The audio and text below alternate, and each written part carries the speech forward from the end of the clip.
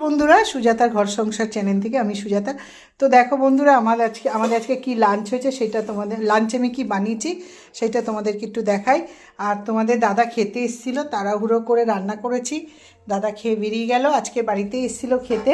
আর দেখো এখানে আর মাছ আলু ফুলকপি দিয়ে করেছি, তোমাদের দাদা খেয়ে নিয়ে চলে গেল। বারবার আর একটা কথা কি বলবো। আর করেছিলাম উচ্ছে সিদ্ধ, বেগুন ভাজা। আর দেখো আমরা খাচ্ছিলাম, খেতে খেতে মনে উঠলো আরে আজকে লাঞ্চটা শেয়ার করলাম না, দেখো ঢেকু উঠলো। আর করেছি টক, মাছের টক, এখানে আমুদি মাছ আছে, খয়রা মাছ আছে, টক।